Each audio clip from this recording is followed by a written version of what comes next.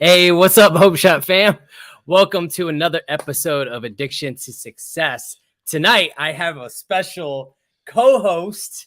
Nate has come all the way to my house, which isn't that far, but it's cool to have somebody next to me. Yeah, good to be next to you. Yeah, and all the madness. So tonight, man, we have a special guest, which I get to live with every day, and she has an amazing story, and I can't wait to hear this.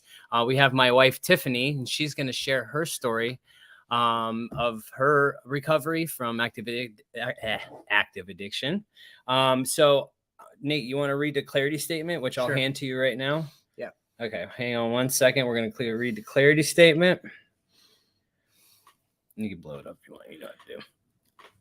Yeah, the Hope Shot are a group of people in recovery spreading inspiration. We come from all different walks of life and pathways of recovery.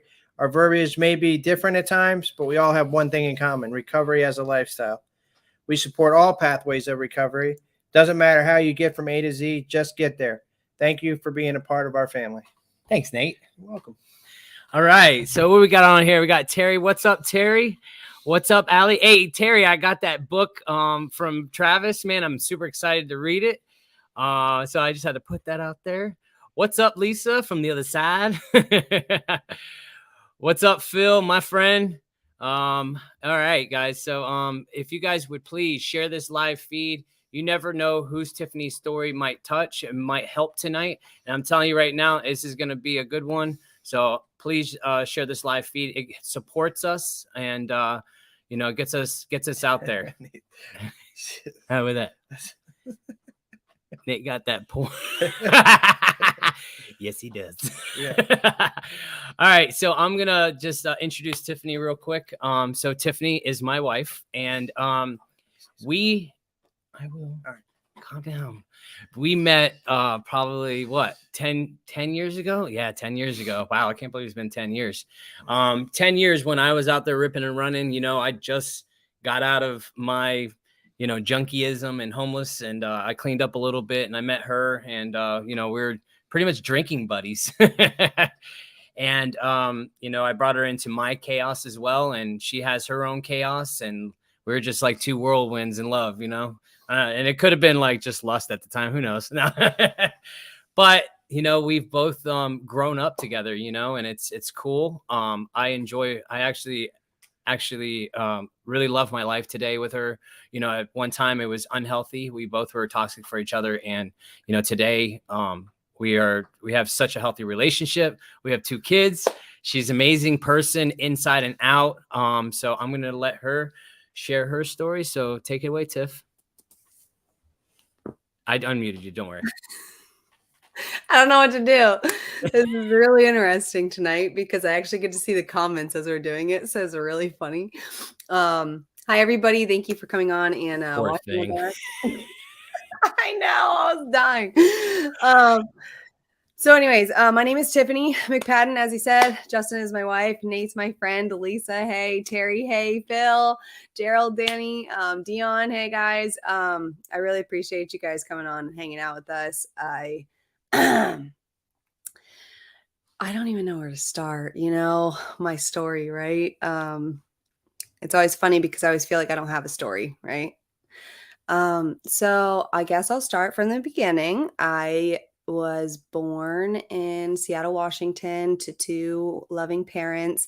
We moved to Germany. I was a military brat. My mom was in the army, moved out to Germany where my parents got divorced. And then my father, stepfather, but father, Peter was in the Air Force, and we moved around every 3 years. Life was great. We were military brats. We got brought up in a way that, it was strict. There was rules, structure, but tons of fun, tons of traveling. I mean, you talk about Italy, Rome, Switzerland. I've been there and I could say that, and it's incredible. Now, do I remember a lot of it? No, because I was young. But are there pictures and stories of it? Heck yeah, and I love it, right? So we moved back to the States and on the east coast of Florida, and my family was there, my grandparents and my aunts and cousins, and life was still really good. That is where my sister kind of started to get in some trouble, and that's when I started smoking cigarettes. I was like 8 or 7 or 8, we would go on walks, or 9. And then I kind of I don't know, life was always really good, you know? Like, my sister was the one that got in trouble, per se, and it wasn't necessarily her own fault. It was just she was venturing out into the world of the streets, per se, is what they called it. And she got herself in trouble, and my parents had to deal with it. And I was like on the sidelines watching it happen and not really understanding any of it. Um, all I knew is I love my sister, right? And so then, growing further up, we moved to Palm Bay, Florida, and that is where I kind of I was 11, 12, 13 when we moved there. And that's when I met some group of friends, and I decided, let's have fun, right? I mean, it's what everybody was doing. So smoking marijuana became a normal thing, and it was the cool thing. And some drinking here and there. I wasn't too fond of it because of the experience that I had when I was doing it. Um, and then fast forward, I met my ex-husband, and I had a child with him, and I dropped out of high school. I His family was Italian, and drinking was a normal thing. You start cooking dinner at noon every day, and you start drinking wine and having cheese and stuff. And so, drinking from noon till midnight was kind of regular. And in between that, I mean, of course, we had just normal poker nights and normal nights every weekend, playing beer pong and just the normal drinking, right? It was just a normal thing to drink all the time for any occasion, for any feeling, for anything. It was just everybody had a drink in their hand. So that's what I did too. Mind you, I was underage this whole time. Met my ex-husband at 14. Yeah. Met him at 14, pregnant at 15, had our daughter at 16, married by 17, divorced by 18. So you can imagine through those years, the chaos and interesting experiences that happened. A lot of dark times during that time. And of course, being a young child, man, there was many times where, man, I was like, is it ever going to end? Is it ever, but it did. And God pulled me through it. And I moved over to the West Coast here, Newport Richey, and my mom and dad lived here. They had a job here, and so I kind of came over with them. And I had met a group of friends. Oh, let me back up a little bit. So me and my ex-husband going through the divorce, we had actually tried to, after the divorce was finalized, I moved out to Albuquerque, New Mexico. Me and his family had still a family relationship, even though we were divorced. And so we moved out to New Mexico, where he had an uncle and his dad lived, trying to start over new in new territory where neither of us knew anybody, but so that we could be our own people independently, but co-parent with our daughter. It didn't work out. Because when the winter time started to hit, I moved there, I think, in September. And by December, I was coming back to Florida because one, for vacation type deal. And then number two, also for it was so cold, and the cold, I couldn't handle, like, my body was shutting down on me. I have, some issues that it was causing me to do that. So I I came back to Florida for a visit, and I visited with his family in the Palm Bay, and it was New Year's Eve, and we went on a bike ride, motorcycles, to go to the mall to get my phone fixed because I broke my phone because I was angry and it was stupid, right? And we get in a motorcycle accident, and that motorcycle accident changed my life. And so from there, I went through 3 months of rehabilitation and, learning how to be a person again and use, my body and stuff. And through that situation, I got prescribed medicine to help with the pain and to help with the, process of healing. And that is kind of where my introduction of pills kind of came in. And then I moved back over to the East Coast or West Coast because my parents were here, and I met a group of friends, and those friends I ended up living with, and they were so great to me. I loved them. We had a lot of fun, again, drinking, hanging out, doing things. And my friend caught on to the fact that I had started taking the medicine not properly. And I was calling my doctor saying, "Hey, I dropped them down the sink. Can I get some more?" type deal. And my friend was like, "Yo, what are you doing?" And I was like, "Oh, it just makes me feel good." And she was like, "All right, well, you're addicted. So you can either stop taking the pills or, you can get out and get away because I want nothing to do with that." And I was like, "All right, fair." So I dumped him down the toilet and I never touched him again. I cared so much about the people that I was friends with that I wasn't willing to give that up. However, the drinking really did become everything. Now, granted, I think at this point I was 19, turning 20. And that is when kind of this group of friends is who introduced me to Justin. Because I would stay home babysitting the kids because I was underage. They'd go out to the bars. They would come home talking all about this guy, Justin, and how funny he was. And I'm like, who is this guy? And then all of a sudden, next thing I knew, they were talking to him on the phone, putting money on his card and stuff because he got put in jail for something he wouldn't snitch on somebody for. I don't really know the whole story. I just know that they were talking to him on the phone. She had to go to the bathroom, so she handed me the phone, and that was the first time I talked to him. And then from there, he got out. They snuck me into the bar, and that's where I met him. And again, like he mentioned, I mean, it really became every night. We had a specific bar we went to. We would go drinking. I mean, we thought we were having fun, right? But I mean, the chaos and insanity that would happen from night to night. And then we would wake up the next morning like, whoa, we did that wrong. We got to try again tonight. We got to do better tonight, And yeah, I mean, fast forward, we had Jalen and Jace. We drank a lot. Like, it's just like he went to work. I stayed home with the kids. Thankful for him for making that possible. I forgot to mention earlier, but growing up, my grandparents, my aunts and uncles, my mom and dad, growing up as a child, I was heavy in the church every Sunday and every Wednesday. God was a huge part of my growing up childhood life. And as I went through the whole meeting my ex-husband through up to when I met Justin, I completely lost connection with spirituality and with my God and with any type of caring about anybody but myself and what I felt like doing.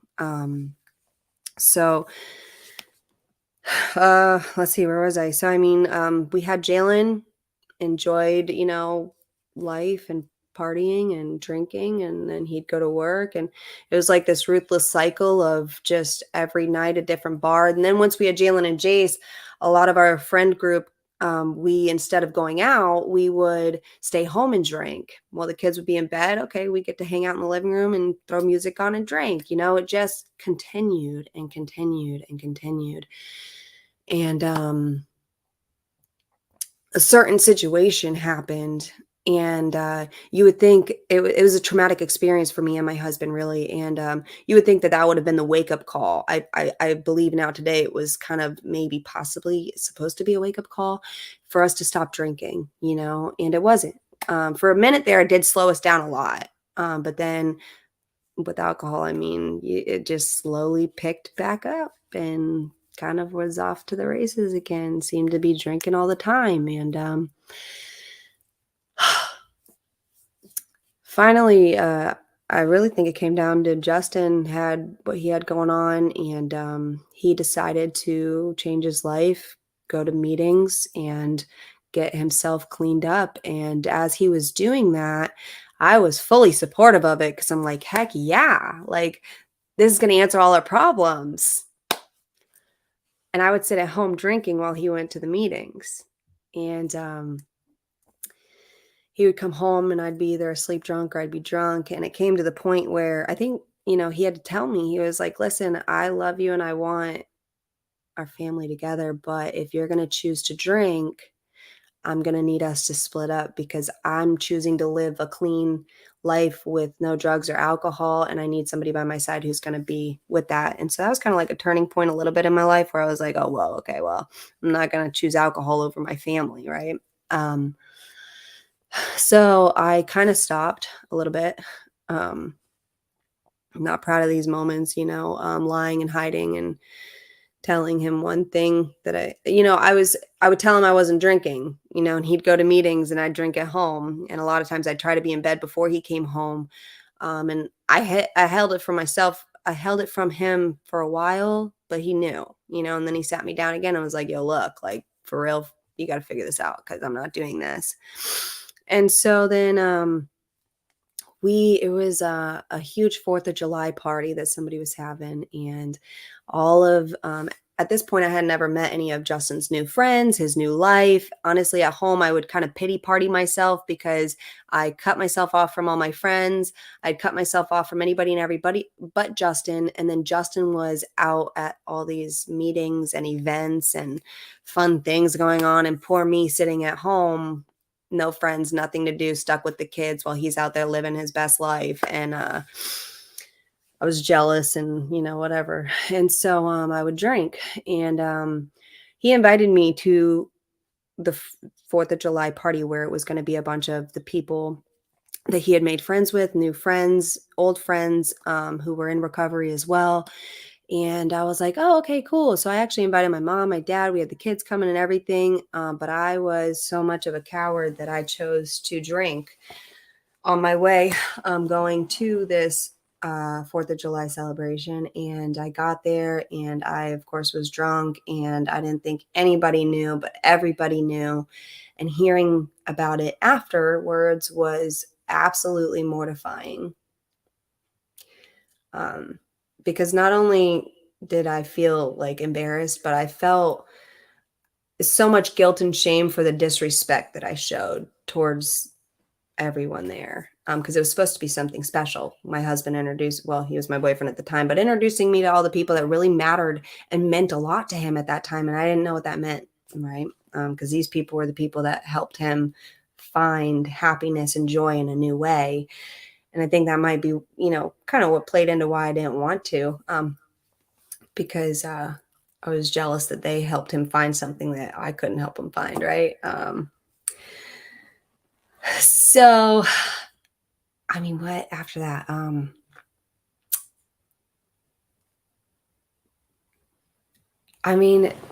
So after that, I think that like I stopped drinking after that. That was like the final straw. I might be getting some of these things mixed up a little bit. I do apologize. It's kind of a big blur when you're drinking. I don't remember exactly timeline.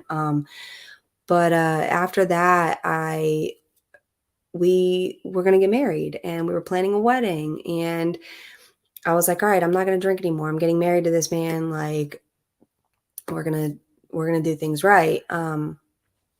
Man, I feel like I'm getting lost in my own story. It's weird. Okay, sorry. So anyways, all I know is what I had decided to do was I actually chose to start I had a specific friend, one safe friend who I'd known for many years. And I would go to her house for a game night and we would have one drink.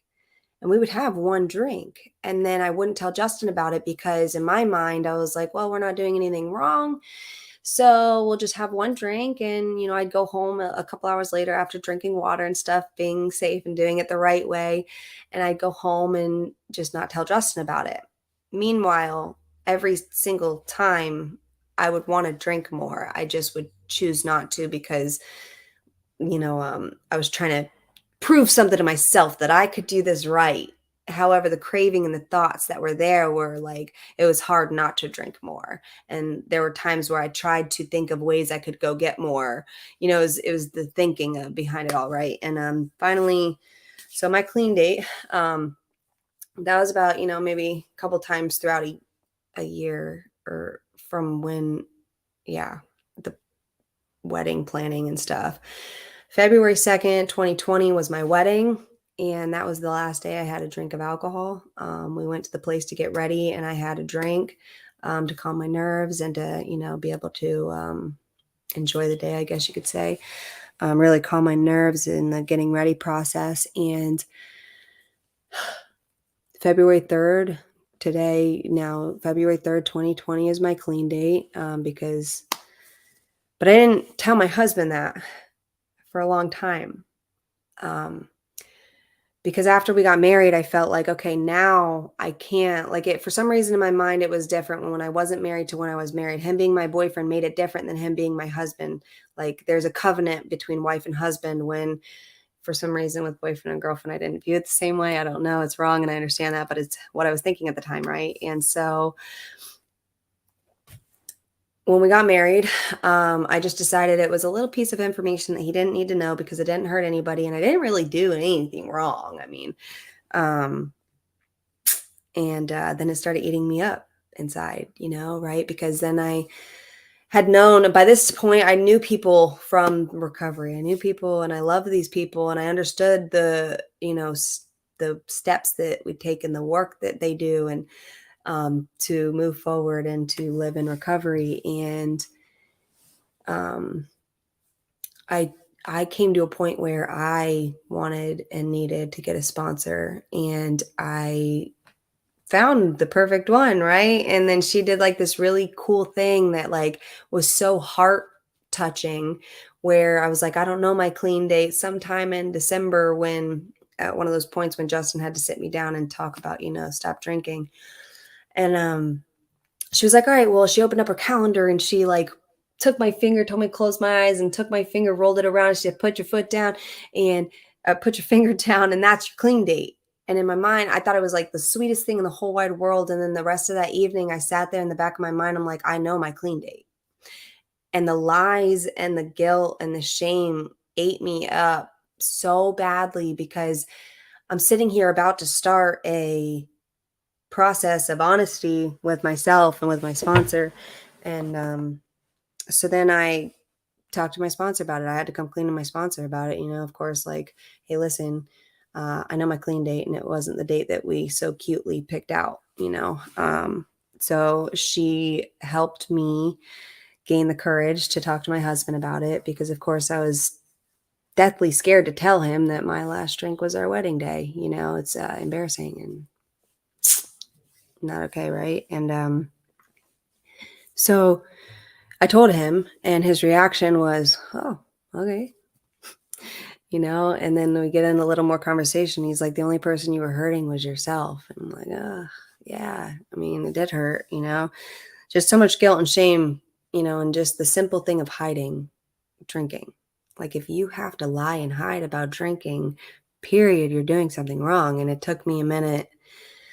It was an interesting journey for sure. It was really tough emotionally. And I'm thankful that I have a loving husband who loved me through it and forgave me for it.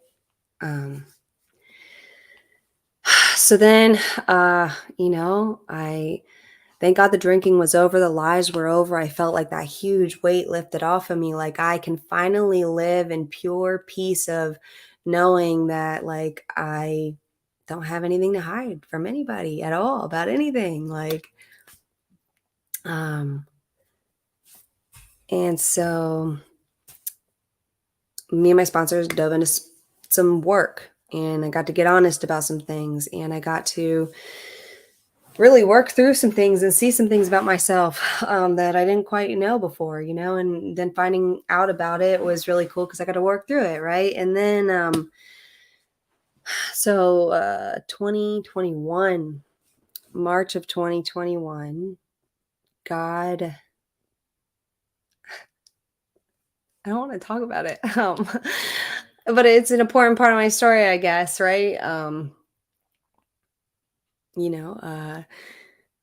God helped. Oh man, how do I even start it? Let me back up. So Hey, you got it. You got this. You want me to help you? No, it's okay. I just got to back up. So from October to December of 2020, my stomach had started to grow and I thought it honestly was just me getting fat because we stopped working out and stopped eating healthy. We chose to, well, I personally chose to because I was like, oh, it's holiday time, October, November, December, the best foods come out. I was like, I'm just going to enjoy life. And come back January, I'll get back on the train of, doing right, working out and eating healthy. But for now, I just need to take a mental break. So as I made that decision, my stomach started to grow and I just thought it was nothing, right? I just thought, oh, well, this is what I get for being lazy and eating whatever I want, January came, my stomach had grown. I looked honestly like I was 6 months pregnant, right? And I thought it was really weird and it was kind of hard, but I was like, well, whatever. So January came and I started working with a local gym and doing a 6-week challenge and nothing was changing. And my stomach it was really weird and I didn't understand it. And I was talking to my trainer and I was like, what's going on? Why isn't this going down? Like usually this isn't my pattern of my body and how my body works. I didn't understand it. And she was like, girl, you need to go get that checked out. Like you need to go see a doctor. Like you shouldn't be like trying to work this out. Like you need to see a doctor. And I was like, oh, no. I'll just keep working out. So I continued to work out. And it continued to not change. It actually continued to grow exponentially really quickly in that short amount of time from January to February. It was beginning of February to the end of February is when like it really grew. And I looked like I was 9-10 months pregnant. Like it was like really crazy. And so I went to the doctor.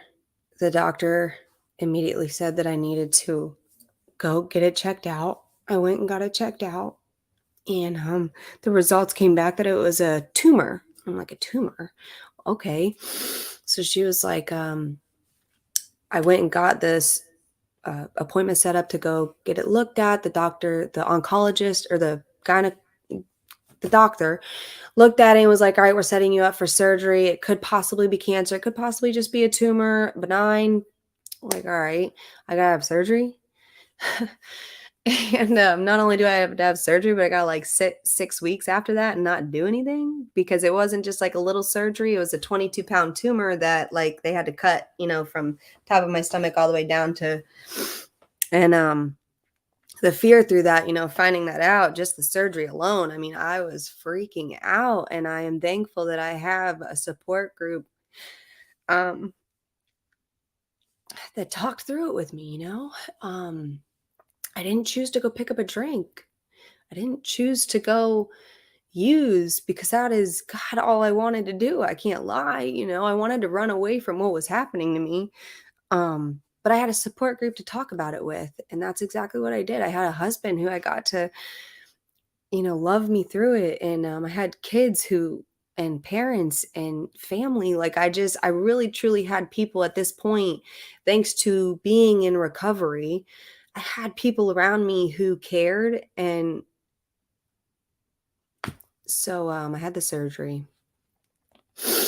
And man, I'll tell you, after the surgery, boy, was it interesting because, of course, they were giving pain medication, and I was scared. And I was like, I can't take this. But then, I worked through that, and I was able to, through the next 6 weeks of healing with this big cut on the stomach, I wasn't allowed to do a lot of things. And so the community really came together to take care of me and my family. And by God, I don't know if I've ever really gotten a chance to say it live like this, but I mean, I am so thankful for the entire community who loved on my family during that time, bringing us meals, bringing us anything and everything you could imagine that we might need, coming over and doing my laundry, cleaning the house. And it was really interesting because it's like that moment of where like, thank you guys for doing this, but I'm really mad at my situation because I didn't want anybody to have to be doing that for me. You know what I mean? Like I should be okay. And thank God. So what do you call it? The pathology report came back and it was cancer. And so the doctor talked to me about doing chemotherapy and that we needed to do it. And so I went ahead and, of course, doctor says this is what I need to do. I'm going to do it. I mean, at first I was like, well, aren't there any other options? What are the other options? There's no other options. So what am I looking at? How many years do I have left? Just playing around because I'm like, I really don't want to do chemotherapy, And so through prayer and through talking with my husband and my family, I made the decision to go ahead and go through chemotherapy. And man, those 6 months were something until you go through it. I don't like to think about it. It's like now that it's done and over, thank God, by the grace of God, I am cancer free today. And, I can easily fast forward and talk about from September of 2020 to now, because like, I want to skip over that part, right? Because, yeah, man, it's hard. When life throws you something and you have to deal with it and you can't, I choose to stay in recovery, and I choose not to drink, and I choose not to use, and I choose because I love this life so much and what it's given me. And like, it was hard, through chemotherapy. It made it so it affected my body in a way that like I couldn't get out of bed. Now it was every other week, and so like we would call it my bad week and my good week, right? And so on my good weeks, I was able to get out of bed and do small things around the house. Uh, and on my bad weeks, I God, it's traumatizing. You know what I mean? Like things happen to your body and are happening inside of your body, and you literally feel like you're dying, right? Um, things don't work the way they should or would. And the dark thoughts, man, I'm laying in my bed and I can't move, I can't do anything, I can't even get up and get myself some food or some water. I don't want to eat and I don't want to drink, but I don't even know what I want because I'm just in such misery. And those dark thoughts, man. So the days start to go by, right? And the days go by. And then, like, on your good weeks, as you're getting further in week after week of chemotherapy, your good weeks aren't so good anymore. And things just keep getting worse and worse and worse. And those thoughts, when I'm laying in my bed and everybody's lives are just moving forward, and here I am laying in this bed and I'm useless. And I just want to die. I don't want to go through this. There's no hope, there were moments of that, but like I said, I have a loving family and a loving support group that really came through hardcore in those moments. I would have people who would come show up at my house uninvited, and the moment of opening the door, I'm like, ugh. But as they're sitting there and talking to me, God, it was exactly what I needed, right? To get outside of myself and to realize that, number one, there are people who care. Number two, this is just but a time. And they help me see that, that this isn't everything. And this isn't going to be forever. But man, it was rough. It was rough. It was rough. I can't even explain it. It's hard to talk about. This is honestly probably one of the first times I'm actually talking about it. And it's weird being on live. But it was rough, man. And I had to really lean in on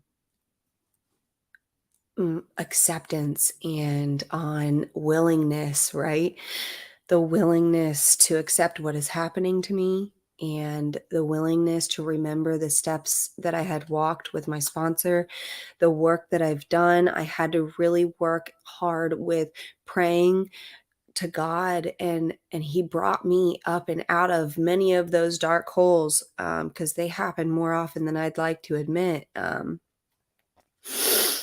And it was interesting, man. And I'm just thankful that I was able to move through it with a group of people helping me, so that I didn't fall back into any old way of living. Chemo was hard, and it was really hard too, watching what it did to my family, to my children, to my husband, who they literally had to pay the price of me laying in bed for months. It felt so helpless, but like I said, it was so beautiful and hard to watch because but it was beautiful to watch the community come together to lift my family up, man. Like, it's crazy. And so September of last year was my last chemotherapy, and my scan came back cancer free. Thank God. It's been incredible. And it was right in time too for October, November, December, the best months of the year, right? Tons of parties, and like October is full of birthday parties with our family.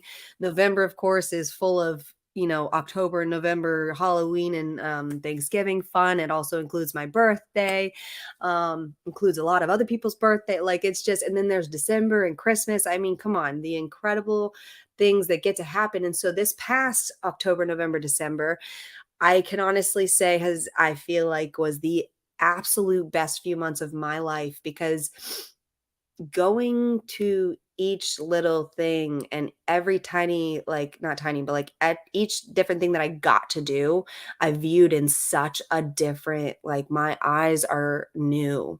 I see this world in such a different vision now because I get to be here and I get to breathe today and I get to hug my children and I get to go see this person and talk to them and I get to like that whole, I know we all use it so much, right? If you change your thinking and your mindset to the I get to, but man, like when I tell you going through what I went through, like today, I get to, like that's it. Like that's all it's got to be. And everything I feel like, again, a little child who sees a pencil and they think it's the coolest thing in the whole wide world, right? That's what everything feels like to me because I get to, like, I'm here. Like those moments laying in bed for months wondering, am I going to die? You know, is this my last day or is next week going to be my last week? Because when it continued to get worse and worse and worse and worse, wow, right? But today I get to. And yeah, I mean, living life in recovery is amazing, and I love sharing it with each and every one of you. I say sharing as in I love hearing and learning and meeting and getting to be in all of your lives, you know. It's so funny we talk about it because for so long, from the moment I met back when I was 15 all the way up till 20, what is it? I don't know, 25 maybe. I might be wrong on that, but I always thought I was having fun and I was always chasing, trying to get that fun, but things, chaos and insanity would happen and it wasn't fun. So I'd be like, oh, we got to try again, right? We're doing it wrong. Someone's doing it. And since being clean, and thank God for my husband leading the way for me and him to live this life in recovery, man, I have had the most incredible experiences and gone in the most crazy adventures and like just lived normal, awesome, exciting life, you know, going to the fair, going to the beach, going all those normal things that like seem boring and redundant after a while, right? Man, they were just new to me, just so new. Learning how to enjoy doing stuff without drinking. You go to, you know, yeah. Today, I am thankful for the work that I've been able to do with my sponsor and with my husband and with our group of friends and the learning because it's incredible to just connect with all the different stories of strength, walks of life, and just know that we all are here in this world and we all have a purpose, and getting to rub elbows and shake hands with each different person and all their different, like so many people I've met that have purposes and missions and what they aim to do. And it's like,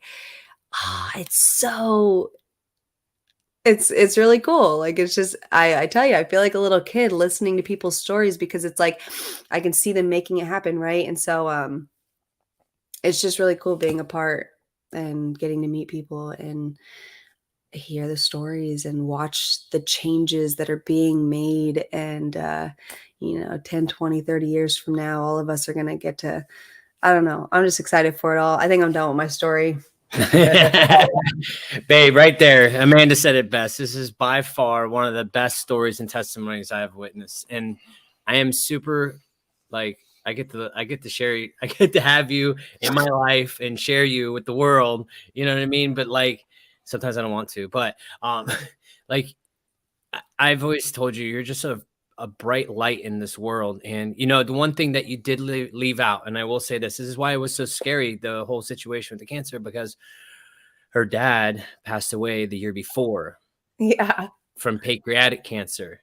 Yeah. Going through this whole thing, like there's a lot of changes that happened through this whole thing, a lot of changes that I had to make as well, because like it was rough on this end, as much as, you know, she was suffering and I'm witnessing it and I have to be there and I have to cope. And we're still, this is when the hope shot started.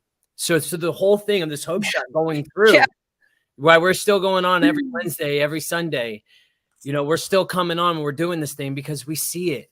We see what this is going to be and what it's going to do. And like, you know what I mean? And Tiffani is such a strong individual. She makes me a better person. I'll tell you that. And it's hard for people to do that.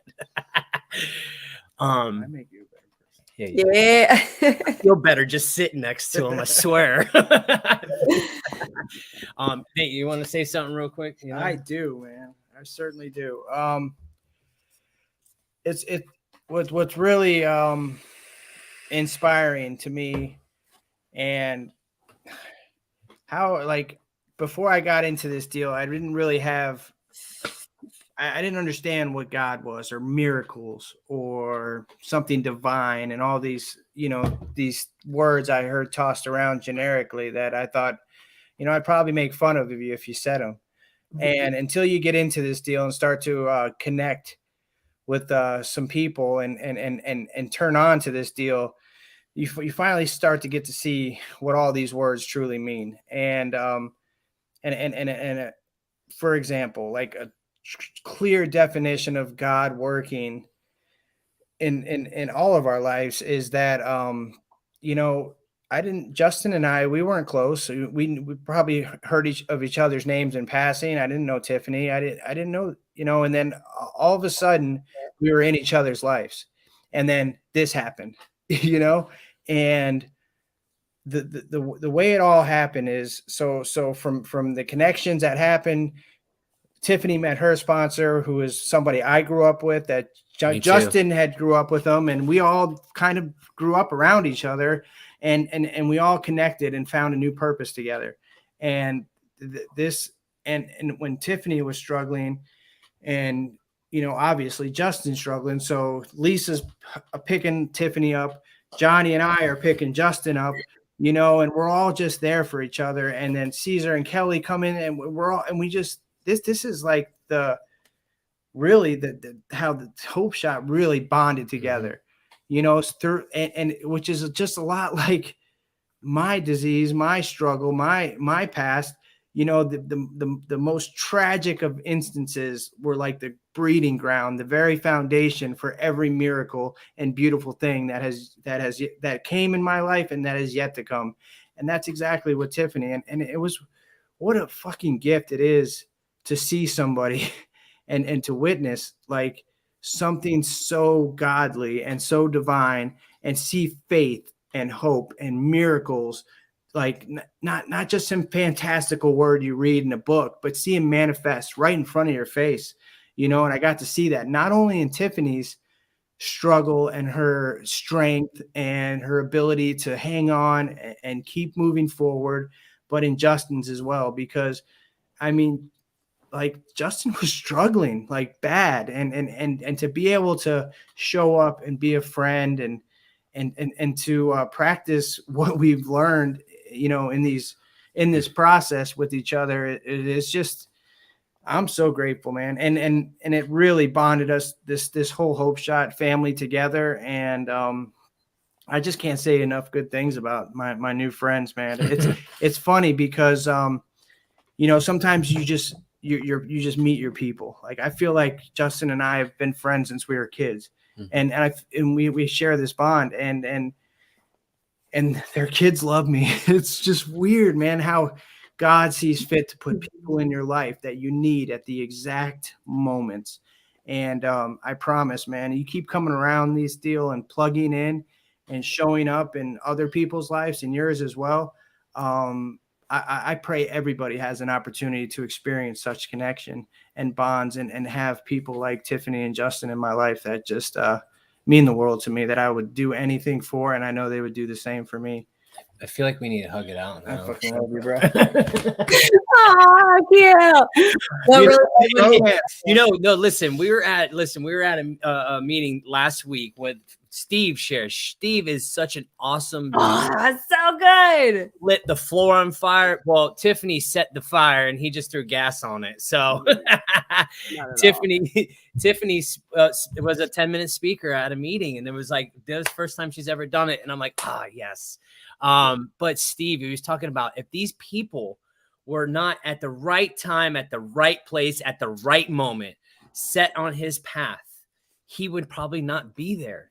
But everything works in our favor. The people we come in contact with, the connectedness, everything aligns, and we don't have to do shit about it. And all we have to do is the work. Well, right. Do the work, suit up, show up, and things start happening because God starts working. And not letting this motherfucker control our lives anymore, because you know what? As long as this thing is at ease, man, we can actually show up at the right moment, at the right time, at the right place for those people to be there. That was so inspiring to me. That's Ellen. I see Helen on there. Hey, Oh, Helen. yes, He was Helen. Yes, awesome. Helen was there too. Yeah. He was just amazing. Steve's probably on here too. You know, he was on here sharing his story. But he's dude, that was like a message that I always hold on to because it's exactly what happens in my life. You know, and even through tragedy, you know, like what Tiffani went through, it was scary at times. But dude, I'm telling you right now, it's probably the most growth, you know, that we've had in our family. You know, like I had to back down off work. I had to really focus on and change some things, man. And like, because I was a workaholic, it had to happen for me to fucking really see what joy in life there is, you know? And I don't know if Tiffani got the same experience from that, but like I needed that. And I know it sucks to say that. And it sucks. It has to be a tragedy to make you slap you in your face and be like, bro, what are you doing? Even if it didn't happen to me, it happened, you know, to me too.